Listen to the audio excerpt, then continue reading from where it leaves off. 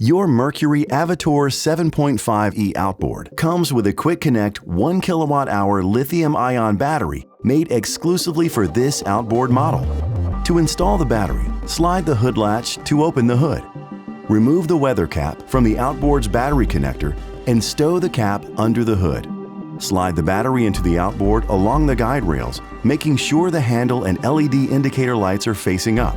Firmly push the battery down onto the connector. It will lock into place with an audible click when properly seated. Verify the battery is secure by lifting on the handle, then close the hood.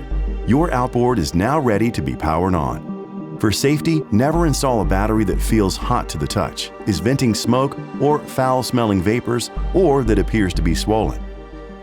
To remove the battery, first stop the boat and power off the outboard. Slide the hood latch to open the hood. Slide the lock on the battery handle to unlock the battery.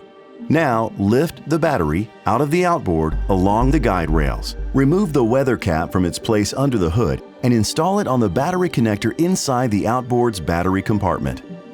Close the hood. You should always charge your battery prior to storage. Then store it in a dry area away from flammables, out of direct sunlight, and where the temperature will not exceed 140 degrees Fahrenheit or 60 degrees Celsius.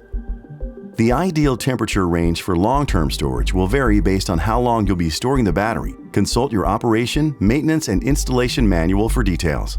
Your outboard operation, maintenance, and installation manual provides additional information about safe charging and storage temperatures, battery disposal, maintenance, and operating procedures.